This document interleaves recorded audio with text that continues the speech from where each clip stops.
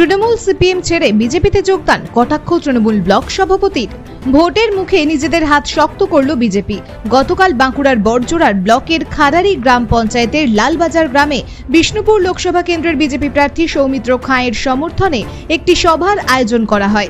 সেখানেই প্রায় 30টি পরিবার তৃণমূল এবং সিপিএম ছেড়ে যোগদান করে বিজেপিতে, এমনটাই দাবি বিজেপি নেতৃত্বের। এদিন যোগদানকারীদের হাতে বিজেপির দলীয় পতাকা তুলে দেন বিজেপি জেলা কমিটির সদস্য ও বড়জোড়া বিজেপি মণ্ডল 3-এর সভাপতি ধনঞ্জয় গড়াই সহ অন্যান্য বিজেপি নেতৃত্ব।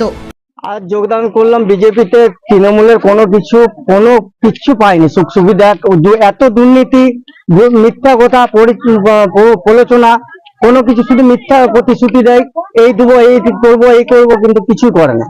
সেই কারণে যোগদান করলেন? হ্যাঁ, সেই কারণে যোগদান করি। গ্রামের কিছু উন্নয়ন হয়নি এখনো? গ্রামের কোনো উন্নয়ন হয়নি। আজকে কতজন যোগদান করলেন?